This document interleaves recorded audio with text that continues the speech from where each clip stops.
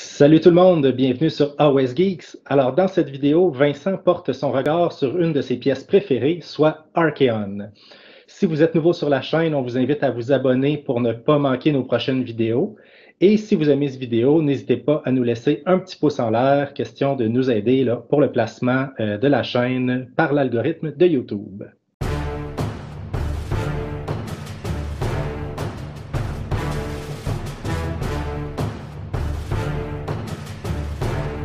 Alors Vincent, on parle d'Archeon, c'est une de tes pièces préférées dans Age of Sigmar. Tu viens d'ailleurs tout juste d'en terminer la peinture. Peut-être d'abord tes impressions générales sur Archeon. Qu'est-ce qui fait que tu l'aimes autant? Bon, premièrement, faut que je fasse un avertissement. Je ne pourrais pas être 100% objectif dans mon analyse. Là, c'est effectivement, comme tu me l'as dit, une de mes pièces préférées. Je suis quelqu'un qui aime ça jouer les grosses pièces du jeu. Nagash est peut-être la deuxième pièce que je préfère après celle d'Archon. J'aime jouer les gros personnages qui ont une influence sur l'histoire, qui ont une influence sur le monde d'Age of Sigmar. J'ai un amour particulier pour Archon, qui est d'ailleurs une des premières pièces que je me suis procurée. On s'est remis à jouer à Age of Sigmar. C'est une des premières pièces que j'ai achetées. Puis ça a pris 2-3 ans avant que je me décide finalement à la peindre et je viens de la terminer. Donc là, j'ai juste hâte qu'on puisse rejouer pour pouvoir la mettre sur le champ de bataille. C'est une pièce qui, à chaque fois que je l'ai jouée, a eu un bel impact sur la partie. Tu as eu la chance d'affronter à quelques reprises. Puis c'est une pièce qui vaut 800 points, donc une grosse partie de l'armée, mais qui a un impact intéressant. C'est ce qu'on va voir aujourd'hui en faisant l'analyse.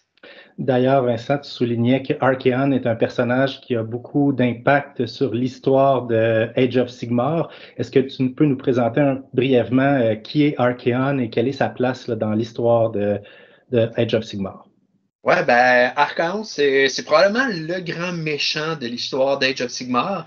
Hein, quand on commence dans le vieux monde, selon la légende, parce qu'on l'histoire d'Archéon, ses débuts sont flous, sont nébuleux. Alors, au début, il aurait été, dans le fond, un guerrier de Sigmar, hein, un des guerriers de l'Empire qui était dévoué à combattre le chaos. Et un jour, en feuilletant dans les manuscrits interdits dans les catacombes d'une des bibliothèques d'un temple dédié à Sigmar, il est tombé sur une vérité qui l'a bouleversé. Et soudainement, il a changé du tout au tout ses allégeances, il a détruit le temple, il a brûlé, il a tué toute sa famille pour que ses origines ne soient jamais connues. Et il s'est dédié corps et âme aux puissances obscures. Alors, il va accomplir pour ça une série de quêtes. Il va aller chercher plusieurs artefacts magiques pour prouver sa valeur auprès des dieux sombres, des dieux du chaos, et éventuellement devenir leur élu éternel, l'élu de tous les dieux du chaos.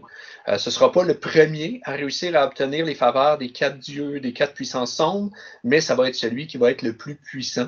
Et lorsqu'il va réussir à obtenir ce statut-là d'élu éternel, ben, il va rassembler les forces des serviteurs du chaos.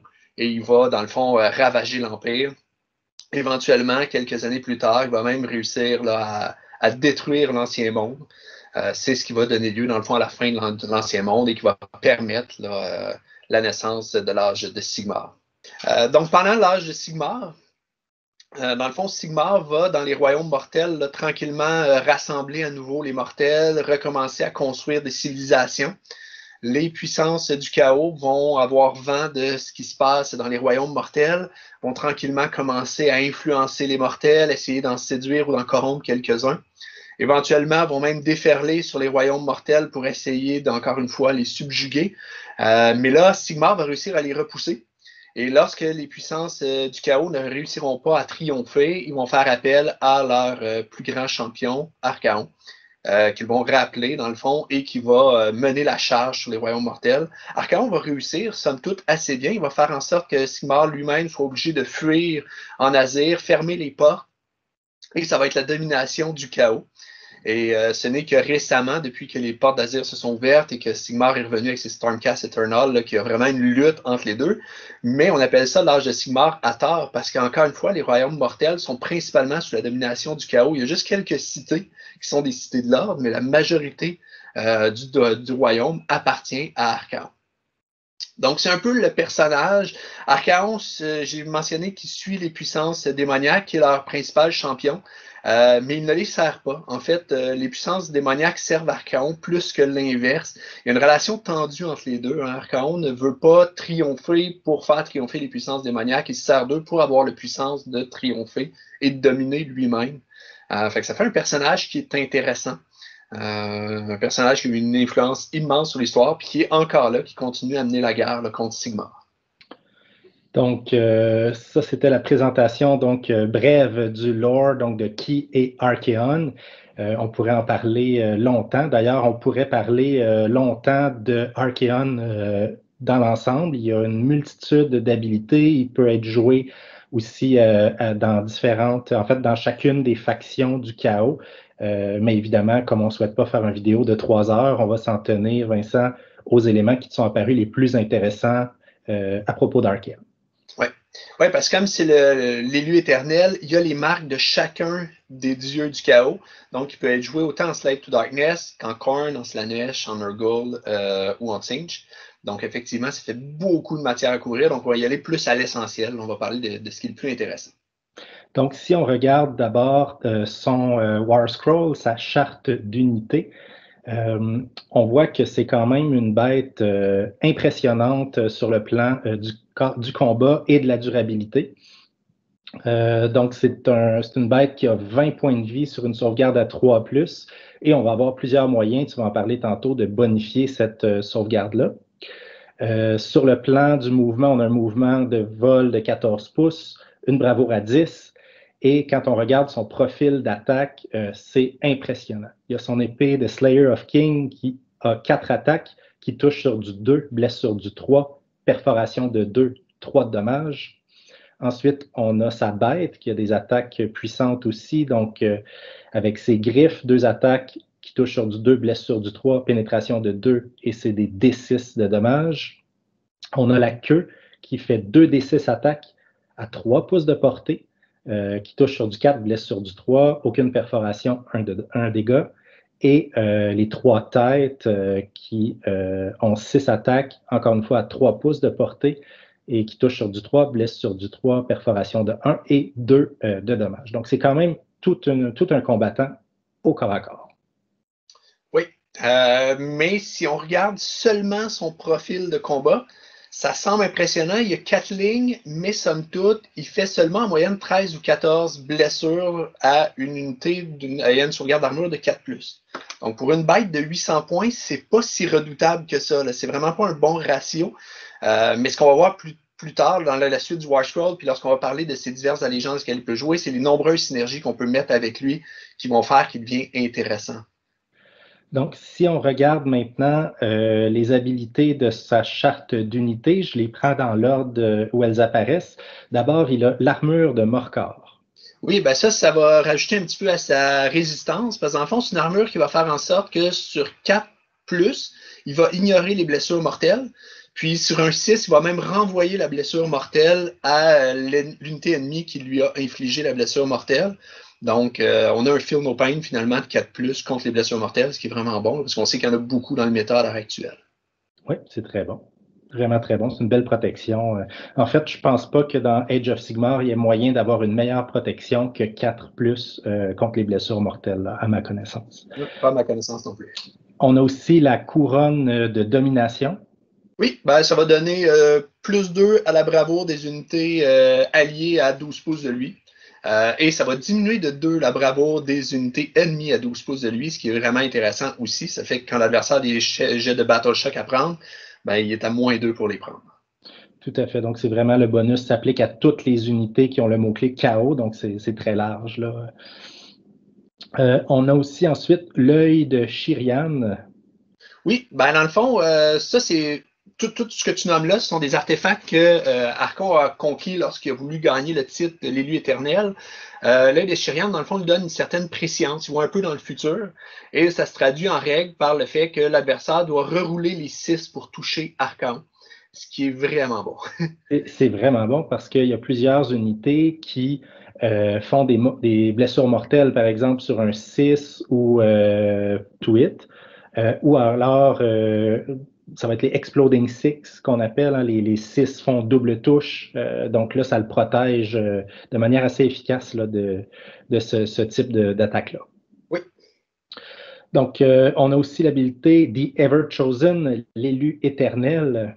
Oui, ben dans le fond, c'est qu'il est protégé par les puissances du chaos. Ça fait en sorte que sur 4+, il peut ignorer l'effet d'un sort ou un sort persistant sur lui. Et il n'est pas obligé, donc il peut lui-même utiliser des sorts pour s'améliorer.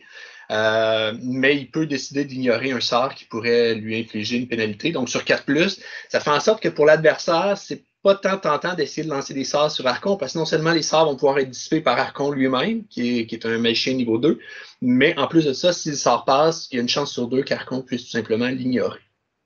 Et si le sort passe malgré tout et qu'il lui inflige des blessures mortelles, il a son Feel No Pain à 4+. Oui, oui. Fait que là, ça devient presque impossible là, de lui faire des blessures avec des sorts. Là. Vraiment, il est très, très bien protégé. Ensuite, on a son épée de Slayer of Kings. Oui, ben dans le fond, ça, c'est une des habiletés vraiment intéressantes d'Archon, que les adversaires n'aiment pas, mais que les joueurs aiment. C'est que dans le fond, si on dirige 2 attaques ou plus sur une même unité ennemie, sur un même héros ennemi, et que les 2 attaques vont toucher et blesser, et là, ils vont blesser sur un 6 naturel. S'il y a 2 attaques qui blessent sur un 6 naturel ou plus, ça tue automatiquement le modèle héros ennemi. Donc, ça fonctionne pas, par exemple, sur Moratti, qui a une mise en garde, une protection contre ça, mais ça peut fonctionner sur une Alarielle, par exemple. Oui. Ça peut fonctionner sur un Nagash qu'on peut faire disparaître simplement là, avec 2 attaques d'épée. Cependant, même si beaucoup apprécié, j'ai fait des statistiques, puis à moins qu'Archaon ait des buffs, là, des bonus pour toucher ou des bonus, un plus grand nombre d'attaques, c'est dans 9% des cas. Donc à peu près une fois sur 10 seulement que ça va fonctionner. Et il faut que ce soit contre un héros ennemi. Bon, ça respecte l'histoire parce que dans le fond, l'épée s'appelle la tueuse de roi, donc ça tue les héros, mais ça n'arrive pas trop souvent non plus. On ne peut pas s'y fier. Ensuite, on a Three-Headed Titans, le titan aux 3 têtes. Oui, ben ça, c'est Dorgar, c'est la monture d'Archon. Hein. Elle a juste 3 têtes parce que ce qui s'est passé, dans le fond, au départ, la monture était simplement un destrier, ou avait l'apparence du moins d'un destrier, c'est une monture démoniaque. Mais après la fin des temps, après qu'Archon ait détruit l'Ancien Monde, les puissances du chaos, il y en avait seulement 3 à l'époque, Slanesh était emprisonné, ont voulu, dans le fond, séduire ou tester Archon. Chacun, Archon a voulu l'avoir de son côté, Slanesh, pas Slanesh, mais Tsinch a voulu l'avoir de son côté. Donc, ils ont chacun envoyé leur champion pour essayer de le corrompre ou de le vaincre. Et, littéralement, dans le fond, Dorgar et Archon n'ont fait qu'une bouchée. Dorgar s'est nourri des démons qu'on a envoyés pour dans le fond, défier Archon. Et c'est en se nourrissant de ces démons-là qu'il est devenu la bête là, atroce qu'on connaît avec 3 têtes. Donc, c'est dommage, par exemple, parce que même s'il peut être joué en Slanesh, même si Slanesh est revenu, il n'y a pas la tête de Slanesh sur la monture, mais il y a les 3 autres. Ce que ça va faire, c'est que, dans le fond, on va choisir une des 3 têtes pendant la phase de héros, et ça va nous donner une habileté.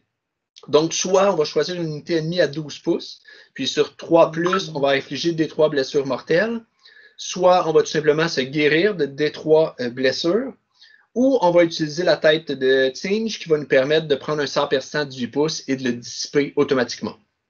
Donc, 3 habiletés qui sont intéressantes en phase de héros. On en choisit une des 3. Ensuite, on a Warlord Without Equal, donc Seigneur de guerre sans égal. Oui, dans le fond, Archon, c'est le grand stratège militaire dans Age of Sigmar. Hein. C'est celui qui est probablement le plus grand, le meilleur pour diriger des armées. Et ça se traduit simplement par le fait qu'il génère un point de commandement additionnel à chacune de nos phases de héros, ce qui est vraiment intéressant aussi, ce qui vient un peu diminuer en quelque sorte son coût en points, puis ce qui va nous permettre d'utiliser ces habiletés de commandement, parce qu'il n'y en a pas une, mais 2, comme on va le voir dans un instant. Oui, d'ailleurs, avant d'arriver à ses habiletés de commandement, tu l'as souligné tantôt, Archaon est un magicien, un wizard, qui peut lancer 2 sorts par tour et tenter de dissiper 2 sorts ennemis par phase de héros. Mais il n'a pas de sort sur sa charte d'unité. Donc, il ne connaît que Arcane Bolt et Mystic Shield, plus les sorts auxquels il pourra avoir accès là, selon la faction dans laquelle il est joué. C'est bien ça? Ça fait que c'est pas un magicien, même si c'est niveau 2, qui est si intéressant. On ne joue pas pour sa magie, parce que dans le fond, il va avoir le droit à un sort s'il est en Tzeentch, s'il est en Urgold, s'il est en Slaanesh ou s'il est en Slave to Darkness. Il n'y en aura pas, évidemment, s'il est en Khorne. Donc, ça veut dire qu'il va pouvoir lancer un sort qui est potentiellement bon, qui va faire partie du lore de la faction à laquelle il est joué. Puis, il va pouvoir lancer Mystic Shield ou Arcane Bolt. Alors qu'un sorcier de niveau 2, généralement, a un bon sort sur son War Scroll, plus un autre qui va pouvoir aller prendre dans le lore de la faction qui est jouée. Donc, c'est un bonus intéressant. Il y a des sorts intéressants qu'il peut lancer, mais il n'y a pas de bonus pour les lancer, puis lui-même n'a pas de sort, donc c'est pas la principale habileté d'Archon pour laquelle on joue. Et il a deux habiletés de commandement. La première, c'est By My Will, donc probablement de par ma volonté, ou je ne sais pas comment c'est traduit en français. Alors, celle-ci est intéressante. Il peut se lancer sur lui-même, l'utiliser sur lui-même ou sur un autre modèle. Il peut l'utiliser une fois par phase de héros. Essentiellement, ce que ça va faire, c'est qu'il va prendre une unité Slave to Darkness et il va faire en sorte que quand l'unité meurt, quand le modèle meurt, en fait, dans l'unité, il va pouvoir faire un pile-in et attaquer, frapper avant d'être retiré du champ de bataille. Donc, c'est intéressant. Moi, je l'ai joué souvent. J'aime ça jouer avec la Varangard. Tu joues sur la Varangard. Donc, même si les modèles meurent, ils vont avoir la chance de frapper avant d'être retirés du jeu. Mais c'est une habilité de commandement qui ne s'applique qu'au Slave to Darkness. Donc, dépendamment s'il est joué en Tzeentch ou en Urgold, ça devient moins utile, cette habilité-là. Oui, sauf que presque tous les Slave to Darkness peuvent avoir la marque de Tzeentch ou la marque de peu importe la divinité du chaos qu'on veut jouer.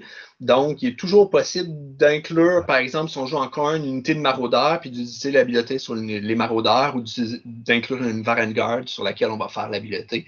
Et il peut le faire sur lui-même. Donc, s'il est en combat, puis qu'on sent que c'est peut-être le dernier tour parce qu'il va tomber, on peut faire l'habileté. Et c'est bien dit qu'on va frapper une fois avant de le retirer. Donc, il pourrait frapper, finalement se faire tuer et refrapper une deuxième fois dans la phase de combat avant d'être retiré. Donc, ça peut être intéressant de le faire sur lui aussi. Oui, c'est une belle habilité. Ensuite, on a All-Seeing Dominion. Oui, dans le fond, ça, c'est particulier. C'est quand l'adversaire utilise un point de commandement, on peut choisir de prendre nous-mêmes un point de commandement pour utiliser cette habileté-là. Ce que ça va faire, c'est que sur 2+, on va pouvoir réutiliser l'habileté By My Will qu'on a déjà utilisée. Alors même si on l'a déjà utilisée une fois dans notre phase de héros, on va pouvoir la réutiliser une autre fois. Donc, soit pour cibler une nouvelle unité, soit pour cibler la même unité. Donc, on va avoir une unité qui va pile in et frapper 2 fois avant d'être retirée du jeu lorsqu'elle meurt. Donc, ça peut être intéressant, mais c'est sur 2+. On peut aussi se retrouver à dépenser le point de commandement inutilement si on roule 1-1. Et puis, pour finir avec sa charte d'unité, on n'en a pas parlé tout à l'heure quand j'ai présenté son profil d'attaque, mais son profil est très peu dégressif, c'est-à-dire qu'il perd, somme toute, très peu d'efficacité au fur et à mesure qu'il cumule les blessures. 3 de ces 4 lignes d'attaque, en fait, ne sont pas dégressives du tout, donc restent intactes jusqu'à ce qu'il meure. Il y a seulement les 3 têtes là, d'Orgar qui perdre des attaques au fur et à mesure où il est blessé. Donc, au départ, on a 6 attaques à 2 de dommages, puis ça diminue progressivement à 5, 4, 3 et 2 là, par tranche de 4 blessures reçues. Ouais, j'ai calculé, ça n'avait pas un gros impact. Je disais, il fait entre 13 et 14 blessures contre une unité qui a de la save de 4+. Là, ça veut dire qu'il va en faire 11 ou 12 à peu près. Il perd environ 2 blessures de moins qu'il va faire lorsqu'il est à son plus bas. Par exemple, sa charte dégressive, là où elle fait le plus mal, c'est sur son mouvement. Il y a 2 choses seulement qui sont impactées, les attaques des 3 têtes et son mouvement. Il passe de 14 pouces à 6 pouces de mouvement. Ça peut faire mal un petit peu, par exemple, à Archon, surtout qu'il y a une très grosse base. On va en parler tout à l'heure. C'est difficile de le manipuler, de manœuvrer sur la table avec lui. Donc là, avec 6 pouces de mouvement seulement, ça peut faire mal. Mais somme toute, il y a des chartes dégressives beaucoup plus punitives à OS que celles d'Archon. Avant qu'on discute des synergies possibles et tout ça, si on s'en tient à sa charte d'unité, quelles sont ses forces et ses faiblesses là, dans son War Scroll? Si on commence par les forces, il fait quand même un 13-14 de dommages quand il va frapper. Et le fait qu'il y ait beaucoup de keywords, il y a tous les mots-clés de toutes les divinités du chaos, et il y a le mot-clé démon et le mot-clé mortel. Dorgar donne le mot-clé démon et lui-même est un mortel, ce qui fait en sorte qu'il va avoir essentiellement accès à toutes les synergies possibles dans toutes les factions où on va le jouer. Ça, c'est un plus vraiment, on va le voir, c'est que ça va lui permettre de devenir beaucoup plus dangereux. Fait, un premier plus, ce serait ça, c'est qu'il y a quand même un beau War Scroll qui est facile à buffer, finalement, à améliorer avec des attaques additionnelles, des bonus ici et là.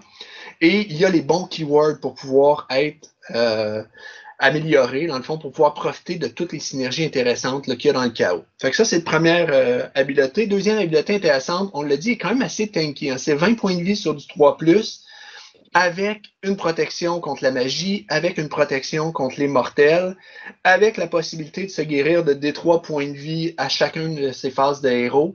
Ça fait un modèle qui est difficile à tuer. Ça, c'est l'autre bonus intéressant. Et son troisième point fort, il est vraiment beau. Il est vraiment intimidant sur la table. C'est une grosse pièce. C'est certain que l'adversaire va être obligé de le considérer. Donc ça, c'est les côtés positifs, si on veut. Les côtés négatifs, ben, c'est 800 points. 800 points, c'est énorme. Hein? C'est 40% de la liste d'armées dans une liste compétitive. C'est 800 points, c'est un seul modèle. Alors, il compte pour un seulement sur un objectif. C'est vraiment pas beaucoup. L'autre faiblesse, peut-être, oui, il est tanky, mais c'est seulement 20 points de vie pour 800 points. Quand on fait le ratio, on se rend compte que c'est pas tant que ça. Ça veut dire qu'on n'aura pas beaucoup de points de vie dans notre liste d'armées. Donc, si on affronte, par exemple, des Caradrons ou du Tinch ou des Skaven, des Séraphons qui sont capables de tirer, de faire beaucoup de dommages à distance, ben, c'est juste 20 points de vie qui ont à descendre pour enlever le 40% de ton armée. Donc, ça, c'est une des fragilités d'Archon, c'est qu'il concentre peu de points de vie sur beaucoup, beaucoup de points de ton armée. Une autre faiblesse aussi que je l'ai mentionné brièvement, sa base, elle est gigantesque. Une base de plus que 6 pouces. Ça fait en sorte que parfois, ça va être difficile de le déplacer. Je suis content dans son War Scroll qu'il y avait avant la sortie du livre des Slaves Darkness, il y avait juste 12 pouces de mouvement, ce qui rendait très, très difficile à déplacer pour contourner les unités ennemies. Là, ils ont rajouté 2 pouces. C'est quand même intéressant, mais ça demeure encombrant une base de plus que 6 pouces. J'ai eu le malheur de jouer contre les Sylvanettes à 2 reprises, je pense, avec Archon, et on s'est rendu compte que dans les forêts Sylvanettes, Archon n'entre pas. Donc, il est obligé de les contourner. Tu as réussi à bloquer du mouvement, à enlever à peu près toutes les stratégies que j'avais avec Archon grâce à ces forêts-là. Donc, ça, c'est probablement sa plus grosse faiblesse. Il est très difficile à manœuvrer sur le champ de bataille. Ça veut aussi dire que si vous jouez sur des tables qui sont très chargées en termes de décors, hein, depuis le dernier manuel du général, d'ailleurs, il y a des règles sur les décors, puis on devrait en jouer normalement 10. On l'a essayé là, avec donc 6 gros puis 4 petits. Là, donc, on l'a essayé à quelques reprises, puis ça fait des tables qui sont très chargées. Donc, les figurines comme Archaon, comme Alarielle, qui ont des très grosses bases, ça peut devenir difficile de les manœuvrer là, comme on le souhaite. Là. Oui, ben en fait, selon la règle de Games Workshop, il faut que les pièces de terrain soient séparées de 6 pouces. Au Et minimum. la base d'Archon a plus que 6 pouces. Donc, c'est possible de l'empêcher de passer. Une chance qu'il y a le mot-clé vol, mais malgré tout, on peut voir la difficulté qu'il y a à le déplacer. Il ne va pas n'importe où sur le champ de bataille. L'adversaire est capable de faire des cordons vraiment efficaces pour protéger ses héros derrière. Archaon, s'il y a un écran devant, il ne pourra pas passer par-dessus pour aller frapper derrière. Ça va être très difficile. Donc, ça, c'est sa grande faiblesse, je pense. C'est la grosseur de sa base là, qui est le plus dérangeant. Fort heureusement, pour les cordons, les écrans, Archaon a quand même 2 lignes d'attaque qui ont 3 pouces de portée. 2 armes qui ont 3 pouces de portée. Donc déjà, ça permet de frapper par-dessus les cordons une unité qui serait restée en retrait pour pouvoir pile in par la suite. Là. Donc, ça pallie un peu cette faiblesse-là. Mais d'ailleurs, Vincent, ça nous amène à discuter de comment, selon toi, on devrait jouer Archaon, compte tenu là, de ses forces et ses faiblesses dont tu viens de parler, de ses habiletés. Dans le fond, si on joue Archaon, c'est qu'on décide qu'on met un peu tous nos œufs dans le même panier. On décide qu'on joue Archaon, donc on va aller chercher toutes les unités possibles pour aller buffer, hein, donner des synergies, puis améliorer l'efficacité d'Archaon, que ce soit en lui donnant un double pile-in, en le rendant plus efficace au corps à corps. On l'a dit, il fait 13 ou 14 blessures. Dans le bien des cas, ce ne sera pas suffisant pour détruire une unité qui tient un objectif. Donc, on va vouloir maximiser la puissance d'attaque d'Archaon. On va vouloir le rendre aussi plus tanky. On va faire trouver des moyens de le protéger davantage parce qu'on ne veut pas qu'il disparaisse trop rapidement. C'est un scénario, dans le fond, jouer Archaon, c'est un peu tout ou rien. Si l'adversaire n'a pas les moyens de le sortir au tir au tour 1 ou 2, on peut avoir une très, très bonne partie. Mais si on a un adversaire qui a les moyens de sortir tour 1 ou 2 en tir, ben, notre stratégie vient pas mal de s'effondrer. On n'a plus grand-chose sur la table pour reprendre les objectifs. Donc, je pense que c'est une stratégie où on se dit, ben, si on joue Archon, on mise le tout pour le tout, on va aller avec toutes les synergies possibles, le rendre le plus efficace possible. Comment le jouer aussi? Ben, on ne voudra pas, Archon, son rôle ne sera pas de tenir un objectif. On ne veut pas mettre 800 points sur un objectif puis le laisser là toute une partie. Les scénarios qui demandent de rester sur l'objectif pour cumuler de plus en plus de points à chaque tour, ce sont de très mauvais scénarios pour Archon parce que c'est trop facile pour l'adversaire de simplement l'ignorer. Si on a ce genre de scénario-là, l'adversaire dit, ben, Archon est sur l'objectif 3, mettons.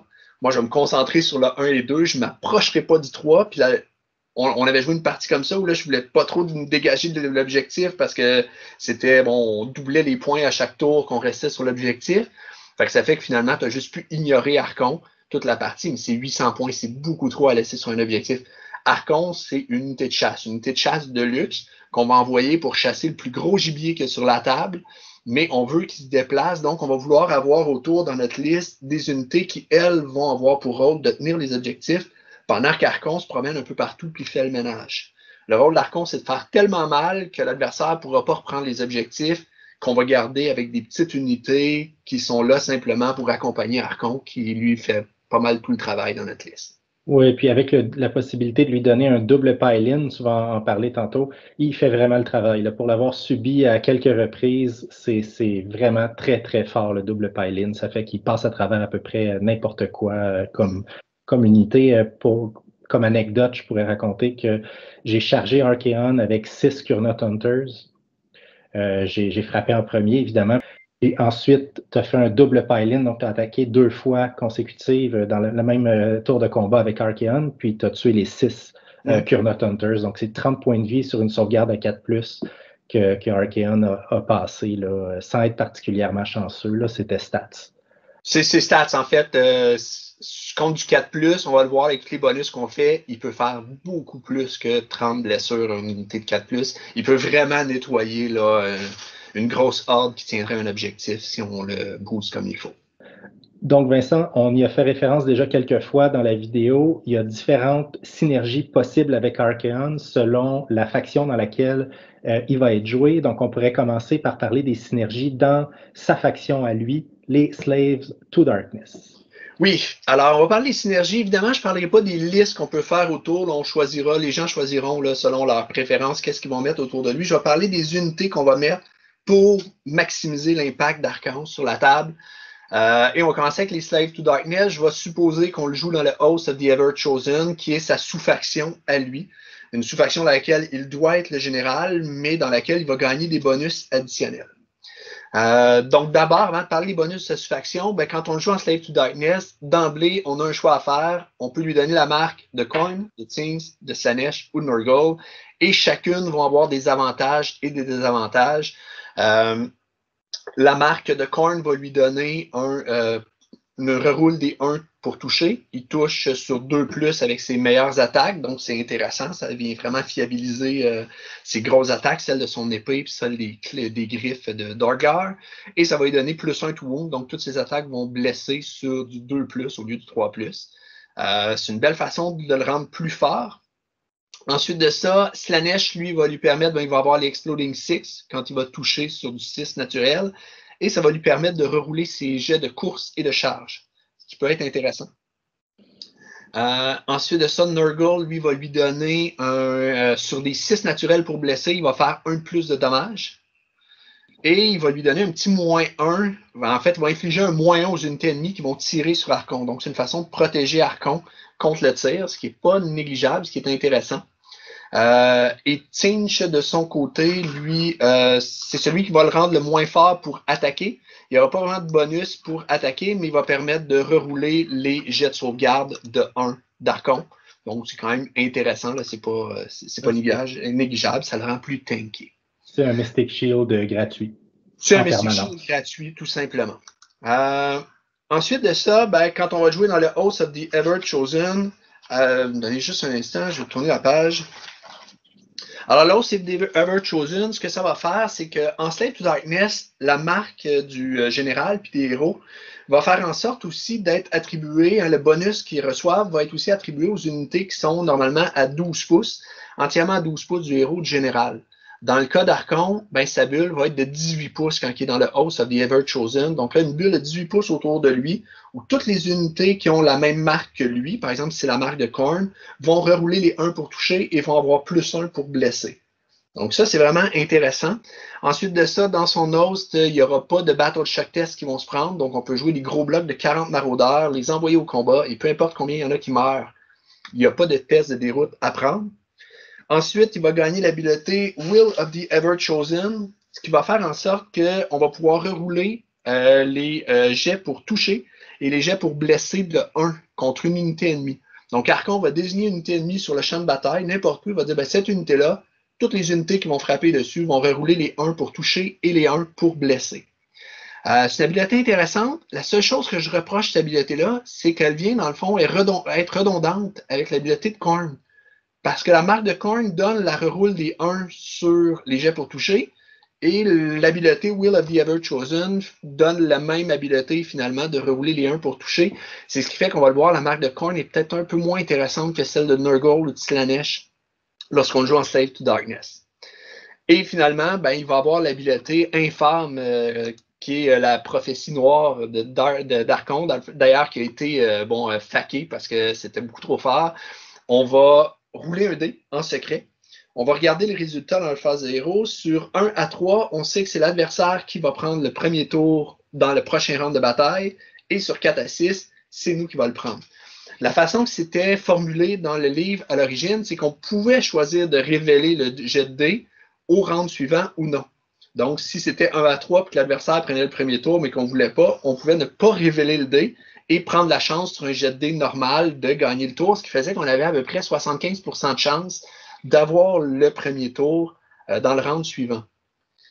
On a jugé chez Games Workshop que c'était un peu trop fort, avec raison sans doute, et on a reformulé dans le fond l'habileté. Maintenant, c'est qu'on est obligé de révéler. Donc, on est obligé de vivre avec le résultat. Ce qui est quand même intéressant, si on est le deuxième à jouer, ben, ça nous donne 50% de chance d'avoir un double tour, alors que normalement, ben, on a un peu moins de 50% de chance parce qu'en cas d'égalité, c'est le joueur qui a commencé le tour précédent qui va pouvoir choisir de commencer le round suivant. Puis, ça nous donne aussi la possibilité, hein, puis ça c'est pour un point de commandement, de savoir à l'avance, dans le fond, est-ce qu'on va avoir le double tour ou pas, est-ce que l'adversaire va avoir un double tour ou pas, dépendamment quand on joue. Fait ça peut être intéressant. Personnellement, je ne l'utilise pas souvent, parce que les points de commandement peuvent être utiles pour plein de choses, dont l'habileté d'Archaon lui-même. Mais c'est quand même une belle habileté intéressante qui gagne lorsqu'il est joué dans le Host of the Ever Chosen. Donc, c'est ça, on a plusieurs possibilités. J'ai oublié de mentionner aussi qu'on avait la possibilité de le jouer en chaos non divisé, là, en chaos unifié, c'est-à-dire pas de marque particulière, mais c'est moins intéressant. Un des bonus que donne cette marque-là, c'est simplement d'éviter les jets de Battle Shock Test. Et il y a déjà ça comme habileté quand on joue un Host of the Ever Chosen. Alors, j'ai fait quelques stats, peut-être, juste pour comparer, dans le fond. Alors, si on le met avec la marque de Khorne, Archon va passer, dans le fond, de faire 13-14 dommages à une unité qui a une sauvegarde 4+, à faire 19-20 dommages à une unité qui a une sauvegarde de 4+. Donc, on vient d'améliorer, je disais qu'il était possible d'améliorer significativement l'efficacité d'Archon. Ben, ça, c'est un exemple. La marque de Khorne va le rendre nettement plus fort, va frapper plus fort. La marque de Nurgle va l'amener à 15 de dommages environ. La marque de Slaanesh à peu près à 16 ou 17 de dommages. Sauf que si on cumule ça avec son habileté qui est Will of the Ever Chosen, qui ne coûte aucun point, là, qui ne coûte pas de point de commandement, puis qui peut faire à chaque tour, qui va permettre de rerouler les 1 pour toucher et pour blesser, ben on se retrouve quand il est joué en Khorne avec un Archon qui va faire à peu près 23 de dommages. Et s'il est joué en Nurgle, il va faire à peu près 25. Et s'il est joué en Slaanesh, il va faire à peu près 23-24 de dommages dans ces environs-là. Donc là, soudainement, quand on utilise son habileté, ça devient aussi intéressant, sinon un peu plus intéressant de jouer en Nurgle ou en Slaanesh. Et après ça, ben, l'autre synergie intéressante, si on veut le booster, on le rendre vraiment plus fort, vraiment efficace en Slave to Darkness, ça va être de le jouer avec un petit sorcier, un Sorcerer Lord, qui va permettre de rerouler les jets pour toucher et les jets pour blesser.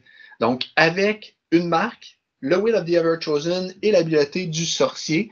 On se retrouve s'il est en Khorne avec un Archon qui fait à peu près 24-25 de dommages. Puis s'il est en Nurgle ou en Slaanesh, il va faire environ 30 de dommages sur une attaque. Donc on vient plus que de doubler l'efficacité d'Archon.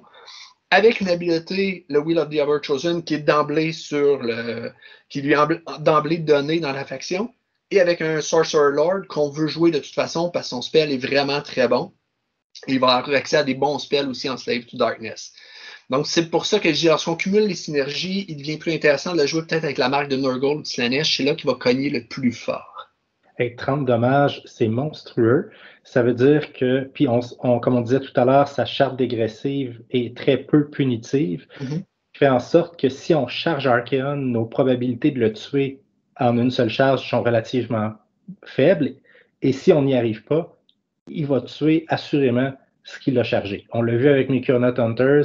30 points de vie de Kurnoth Hunters, tu les as passés relativement facilement. Je pense que tu en avais tué 4 ou 5 sur la première phase d'attaque, puis celui ou les deux qui restaient par la suite, les 6 Kurnoth Hunters là, sont devenus du bois pour faire des feux de camp.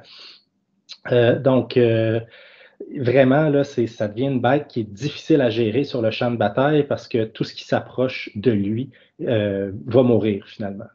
Oui. Puis là, on n'a pas parlé, il reste une autre synergie vraiment intéressante, c'est qu'on peut jouer un Chaos Lord qui va pouvoir, en début de phase de combat, si Archon est entièrement à 12 pouces de lui, donner un double pile-in à Archon. Donc, si on a une unité plus tanky devant nous, qui a soit une save de 3+, ou peut-être un Feel No Pain, ou une reroule des saves, ou peu importe, ben là, on a un Archon qui peut potentiellement faire 30 de dommages avec le bon sort du Sorcerer Lord, et qui peut frapper une deuxième fois. Donc, il n'y a rien qui peut résister à ça ou à peu près dans le jeu. C'est vraiment, vraiment terrible. La seule difficulté que je trouve, c'est que oui, c'est un double pile-in, mais ça prend qu'il y ait un héros à pied, réussisse à courir assez vite pour suivre Archon, pour lui donner le double pile-in. Il faut qu'au début de la phase de combat, Archon soit entièrement à 12 pouces. C'est un peu difficile de jouer ça. C'est un petit peu difficile à mettre en place. Là, quand on fait du Theory Hammer, on imagine le scénario idéal, ça fonctionne bien. Dans les faits, pour l'avoir testé quelques fois, ça marche souvent le premier tour. On est capable d'ajuster nos trucs, mais déjà au deuxième tour, le petit héros à pied n'est pas capable de suivre Archon qui se déplace à 14 pouces alors que lui court, je pense, à 6 pouces en arrière. Là. Ouais, puis comme adversaire qui connaît les combos, le Sorcerer Lord ou le Chaos Lord qui suivent en arrière, quand on a du tir, on essaie de les tuer rapidement parce qu'on sait que ça permet de diminuer là, les synergies avec Archaon puis en diminuer l'efficacité. Donc, ils deviennent des cibles de prédilection. Oui. Peut-être une chose à ajouter sur les Slaves to Darkness. On avait parlé du fait qu'Archon est un sorcier de niveau 2. Donc, connaît des sorts. Il y a un lore quand même intéressant chez les Slaves to Darkness. Il y a notamment un sort intéressant qui va permettre à Archon, dans le fond, d'ignorer sa charte dégressive. Donc, c'est un sort qui est facile à lancer. Et si c'est lancé, Archon va être considéré comme n'ayant pas subi de blessure. Donc, ça affecte peu son profil dégressif sur les attaques, on a parlé, mais ça nous assure qu'Archon va toujours avoir son 14 pouces de mouvement pour aller chercher les unités qu'on veut aller chercher en corps à corps. Ça, c'est un sort, je pense que c'est le sort le plus intéressant à donner à Archon si on veut vraiment le rendre efficace là, pour qu'il fasse le travail qu'il a à faire. Là. Sinon, il y a Binding Damnation, c'est un sort où on va prendre une unité à 12 pouces et on va la faire frapper en dernier. Donc, si, admettons, on charge avec des Varangard d'un côté de la table, on peut espérer, on a l'intention de charger, dans notre phase de héros, on casse le spell. Si on réussit à casser le spell pour faire en sorte qu'une unité qui est engagée au corps à corps avec Archon frappe en dernier, on peut faire frapper notre Varangard d'abord. Fait que ça aussi, c'est un sort qui peut être intéressant. Mais c'est rare quand même qu'il y ait des unités qui restent au corps à corps avec Archon pendant notre phase de héros. Généralement, Archon a fait le ménage, là, à moins que ce soit vraiment mal passé sur les jets de dés. Alors, ça, c'était pour Archaon en Slaves to Darkness. Comment ça se passe en Nurgle? En Nurgle, Nurgle, il y a quelques synergies intéressantes. D'abord, chez Nurgle, on a la roue, le cycle de corruption. Et il y a une des branches cycle de corruption qui donne un plus 2 pouces de mouvement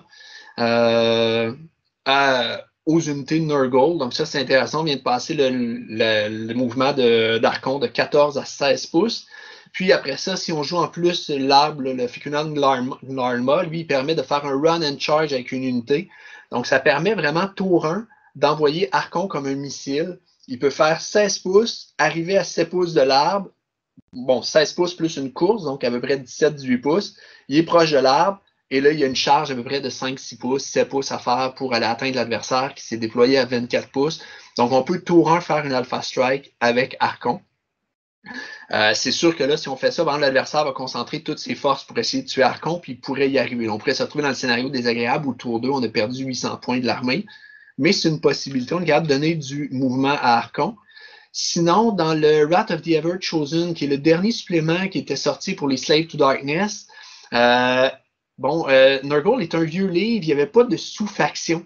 Ils ont rajouté des sous-factions, puis si on le joue dans la sous-faction des Munificent Wanderer, on va donner un -1 au RAM des unités ennemies qui veulent frapper Archon. Ça, c'est une façon de rendre Archon plus tanky. C'est sur du 3+, et l'adversaire, quand il frappe avec du -1 de Rend, il n'a plus de Rend, ou il frappe avec du -2, il est déjà -1. Là, on a un Archon qui va réussir ses sauvegardes d'armure encore plus souvent. Donc, un 20 points de vie qui est encore plus stable. Je pense que c'est l'habileté la plus intéressante, la chez Nurgle. Le fait de rendre Archon, de le protéger un petit peu mieux.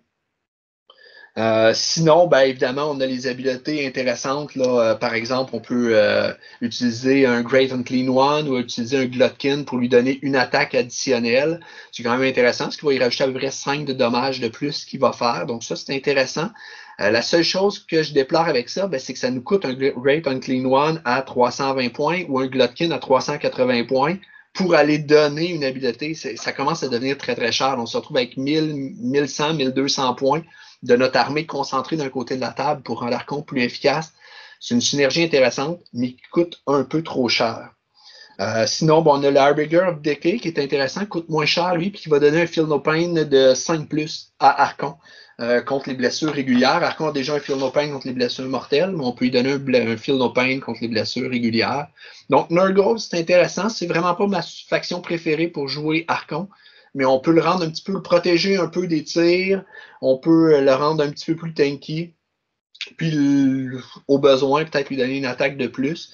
Mais ce ne sera clairement pas ma faction préférée là, si j'avais à choisir une faction pour le jouer. Et si on passe maintenant à Tzeentch. Tzeentch, on sait qu'à l'heure actuelle, c'est un des grands méchants du méta AOS. Puis là, je me suis amusé, j'ai été regarder comme il faut toutes les synergies possibles. Je les présenterai pas toutes, il y en a trop. Il y a trop de bonnes options chez Tzeentch. C'est pas pour rien que la faction elle est si difficile à affronter. Premièrement, il va avoir le Locus de Tzeentch qui va donner -1 to hit en mêlée, tout simplement. Donc, vu que Archon est un démon, il va bénéficier de tous les Locus.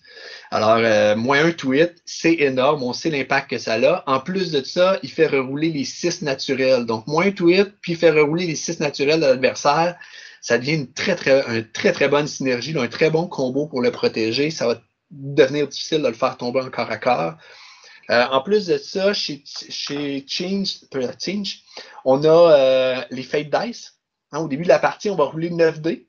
Puis ces dés-là, on va les conserver de côté et on va pouvoir les utiliser à n'importe quel moment pour remplacer, pour choisir, dans le fond, de faire le jet avec les dés de destinée plutôt que de rouler les dés.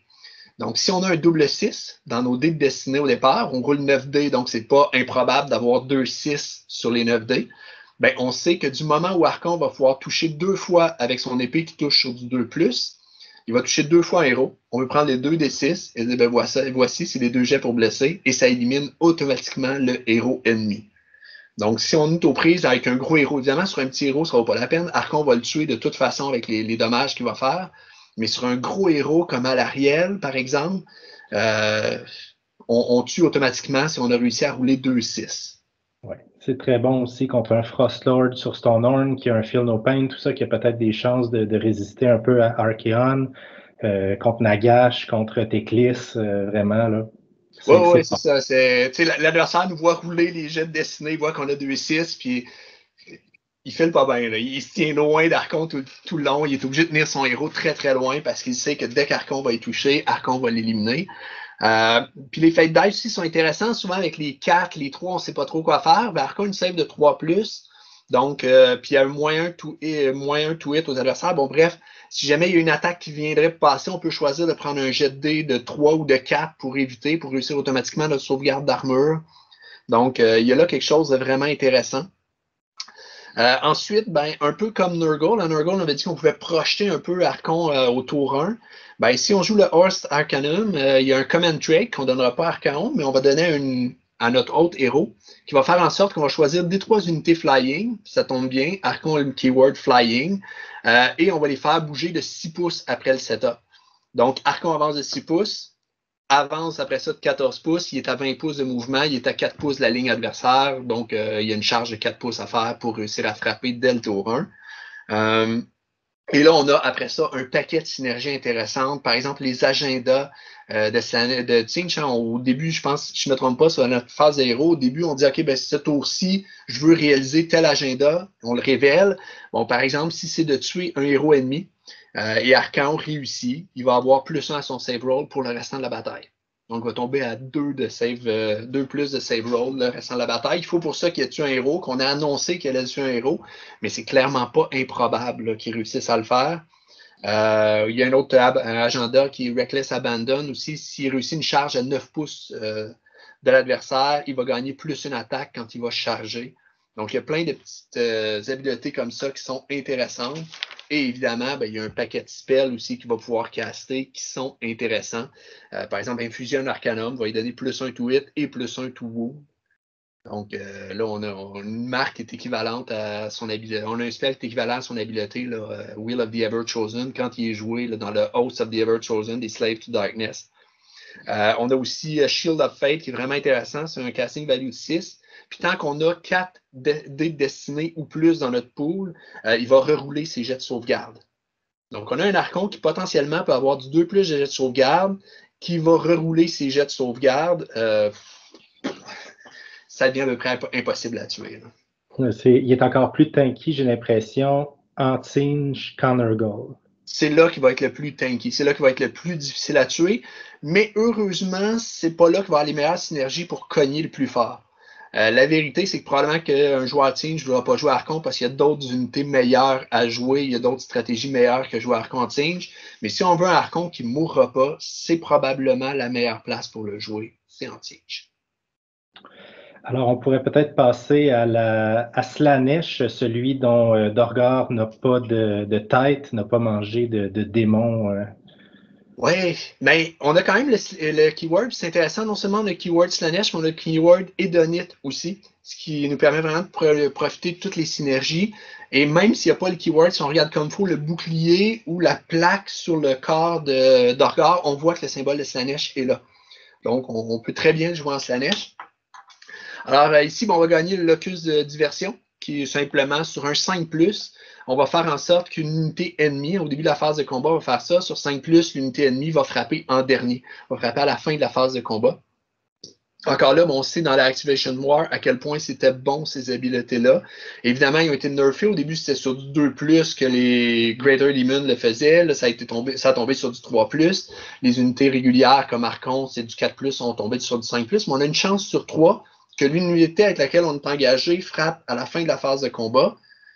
Donc, on peut aller frapper ailleurs sur le champ de bataille. Puis, comme on n'aura pas juste une unité qui va faire ça, ben, on peut choisir quand on est un joueur de Slaanesh, OK, je frappe-tu avec Archon d'abord? Non. L'unité qui est engagée avec lui frappe en dernier. Je vais frapper ailleurs. Après, je vais le frapper. Et on a Euphoric Killer aussi, qui est une habileté de toute la faction. C'est que les jets de 6 pour toucher vont donner 2 touches au lieu d'une. Donc, ce qui améliore quand même significativement l'efficacité d'Archon. Qu'est-ce qu'on a comme synergie vraiment intéressante? On va avoir, évidemment, si on joue dans les Godseeker, une des sous-factions, il va avoir +1 à son charge roll, ce qui est quand même pas négligeable. On veut qu'Archon aille en combat.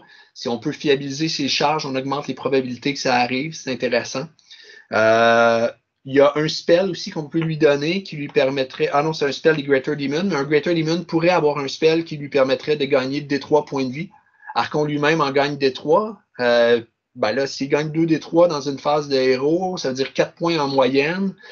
Chaque point de vie est vraiment précieux sur Archon, donc ça peut être vraiment intéressant. Et il peut aussi, s'il est proche de la pièce de terrain de Slaanesh, il peut décider de sacrifier un de ses points de vie pour avoir la reroule des jets pour toucher jusqu'à la fin de la prochaine phase de bataille ou la prochaine Hero Phase qu'il va jouer, je crois. Donc, moyen d'avoir des synergies intéressantes.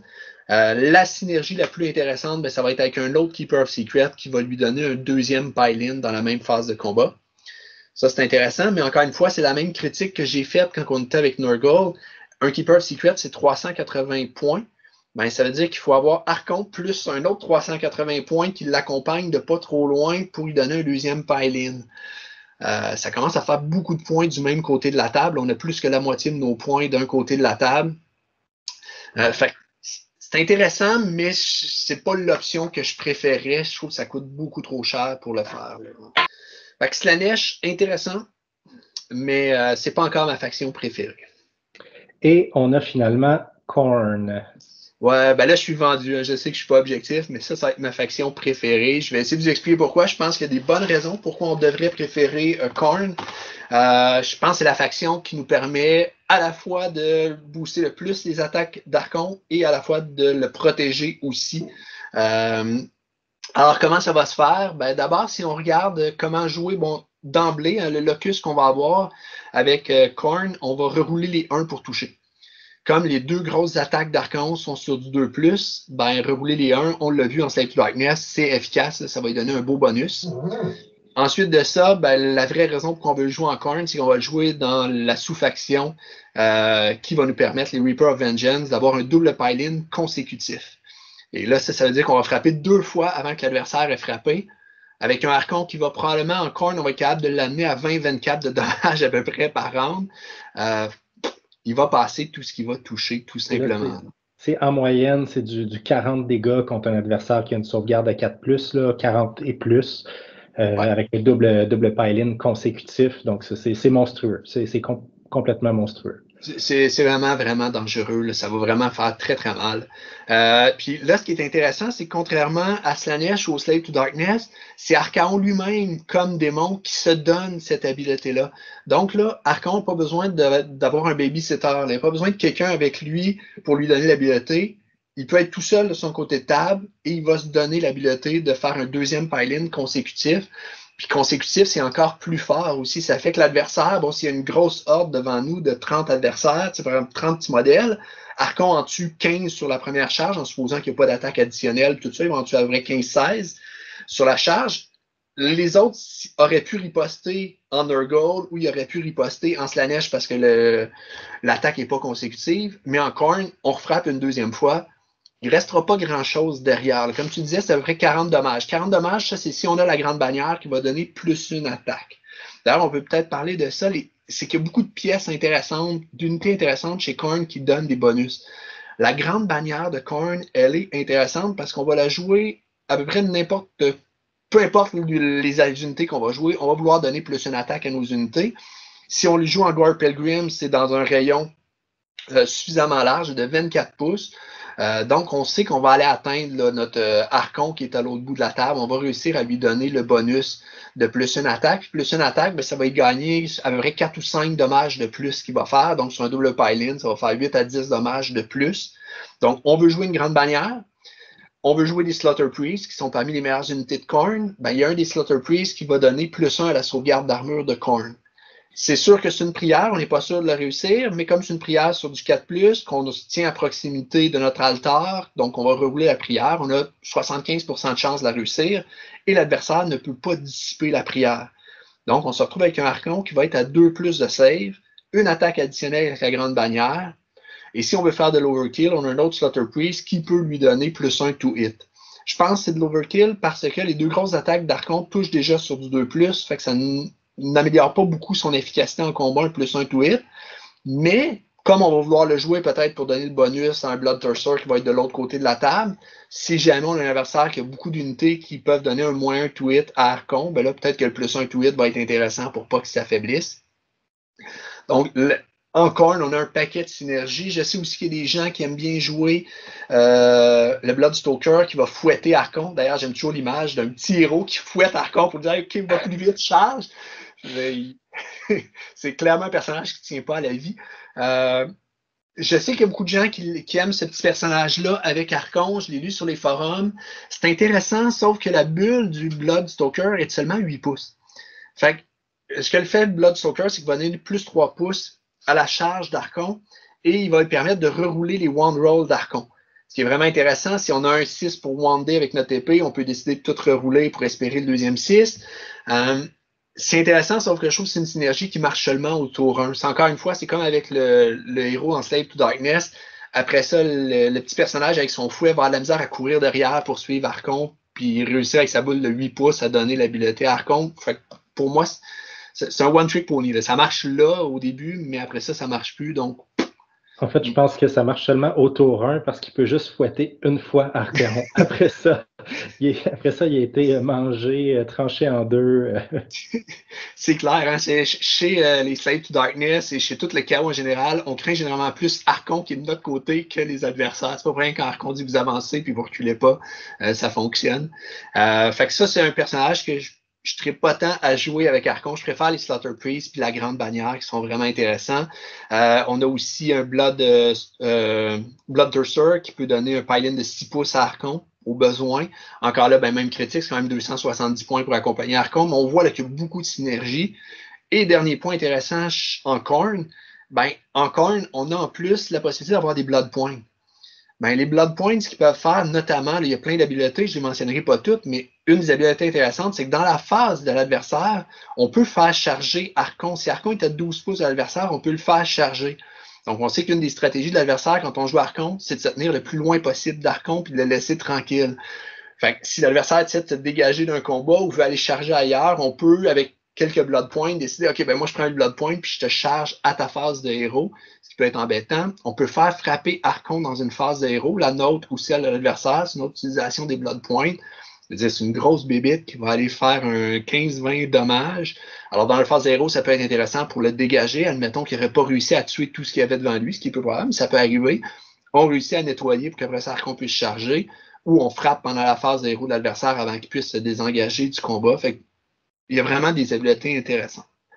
Ouais, les Blood Points donnent beaucoup d'options pour avoir affronté Archeon en Khorne. C'est vraiment embêtant. Là. La possibilité qu'Archeon puisse nous charger pendant notre propre phase de héros, c'est vraiment... ça joue dans la tête, ça nous oblige à tenir compte de cette possibilité-là. C'est vraiment nuisible pour l'adversaire, là, je le confirme. Oui, puis on avait parlé dans la vidéo qu'on a fait avec Alex sur préparer les tournois. Le fait aussi d'avoir des habiletés que l'adversaire ne connaît pas. Là, ici, tu commences à les connaître, mais il y en a tellement d'usages des Blood Points qu'on peut faire qu'à demander l'adversaire l'oublie. Il oublie que, non, là, je me suis avancé, je suis là, non, t'as un peu, je vais te charger avant que tu... Ah, shit, j'étais sûr de... L'adversaire va oublier certaines de ces habiletés-là, même si on était très fair play, qu'on lui a expliqué comment ça fonctionnait. Non, les Blood Points, je sais qu'ils sont critiqués parce que dès qu'on utilise on est obligé de vider toute notre banque.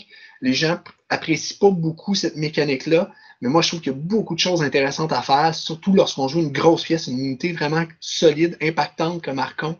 Ça devient vraiment intéressant. Petit bémol, j'ai beaucoup encensé Khorne, mais un petit bémol important quand même. Quand on joue en Khorne, Archon n'a pas accès à un sort de magie. Donc, il y a juste l'Arcane Bolt et le Mystic Shield, c'est ce qu'il est obligé de caster à chacun de ses tours. Non seulement ça, mais même son Mystic Shield sur Arcane Bolt, s'il est à proximité de la pièce de terrain de Khorne, il y a moins pour les caster. Puis s'il est à proximité de la bannière qui lui donne une attaque de plus, il est obligé de rerouler ses jets réussis pour lancer ses sorts. Donc, ici, on a comme une contre-synergie là, quand on est en Khorne. Faut oublier un peu les sorts d'Archon. On essaie de les lancer, on prend une chance, mais il ne faut pas miser là-dessus encore. C'est vraiment pas ce qui est le plus intéressant dans le War Scroll d'Archon lorsqu'on joue dans cette allégeance-là. Tout à fait.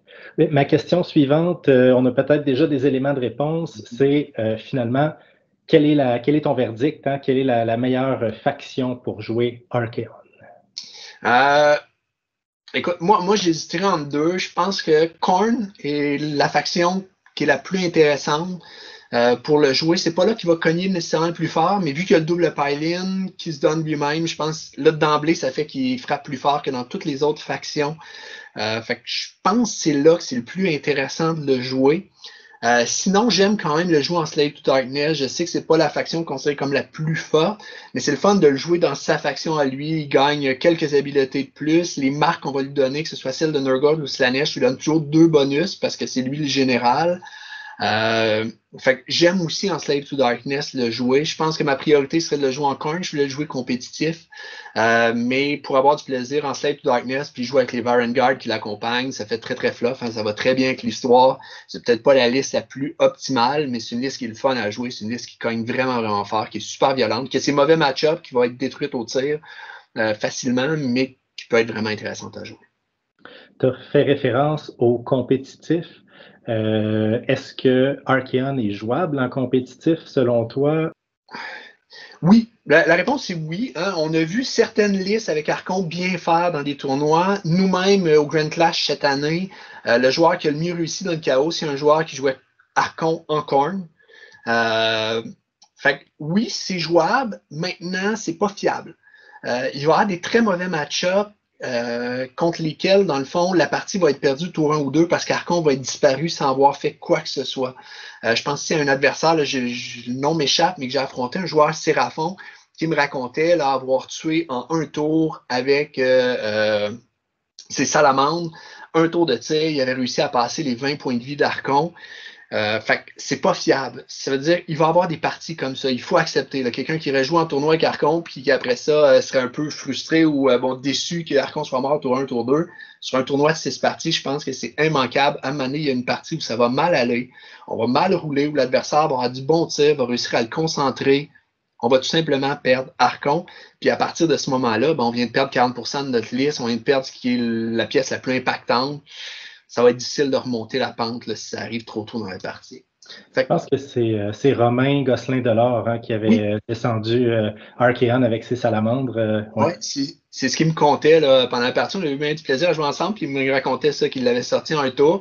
Puis moi-même, j'envisage la possibilité de peut-être le jouer au Clash parce que je trouve la pièce est vraiment belle, est vraiment le fun à jouer parce que moi, j'aime mettre plein de synergie, booster les unités, puis tout ça. Fait que je me dis, ça pourrait être intéressant, mais le jouer, je pense qu'on ne peut pas s'attendre à un 6-0. Lorsqu'on va arriver sur les tables où les joueurs ont fait des bonnes parties, surtout à l'heure actuelle où le méta est dominé par des listes de tir ou de magie très puissantes, moi, je pense que ça va faire très mal. Bon, si on joue Khorne on joue Archon en Khorne, on peut mitiger un peu l'impact de la magie. On a quand même bien un Endless Spell qui peut diminuer la magie de l'adversaire. On a beaucoup de dissipation, tout ça. Bon, mais contre le tir, ça va être très, très difficile, à moins d'aller jouer en Nurgle, avec la marque de Nurgle peut-être. Là, mais c'est ça. Je pense que oui, ça peut être compétitif. Est-ce que c'est une liste top méta? Clairement pas, par exemple. On peut avoir vraiment du fun dans un tournoi compétitif. Mais est-ce qu'on peut s'attendre à gagner le tournoi sur un tournoi de 6 parties? Je pense qu'il faut être chanceux et il faut avoir vraiment des bons match-ups pour que ça arrive. Il faut que tout soit bien aligné. Alors, je pense que ça fait le tour peut-être de ce dont on voulait parler aujourd'hui sur Archaon. Peut-être, Vincent, un petit mot de la fin. Oui, ben on a dit qu'il y avait plein de synergies possibles avec Archon. Il y en a plein dont j'ai pas parlé non plus des héros qu'on aurait pu jouer en Tsinch ou en Nurgle et tout. Fait que peut-être inviter nos auditeurs, nos auditrices, s'il y en a qui ont joué Archon dans une faction que j'ai pas joué moi-même. Moi, j'ai joué en Slave to Darkness puis en Khorne. Les autres, j'ai simplement fait du Theory Hammer puis du Math Hammer pour me rendre compte de ce que ça allait donner. Donc, s'il y a des auditeurs, des auditrices qui ont essayé des combos vraiment intéressants, qui ont eu du succès ou non avec Archon, ce serait vraiment intéressant de laisser ça en commentaire. Ça me ferait plaisir de répondre. Je vous remercie de nous avoir écoutés. J'espère que cette vidéo vous a plu. Si c'est le cas, n'hésitez pas à nous laisser un petit pouce en l'air. Et sur ce, bon wargaming!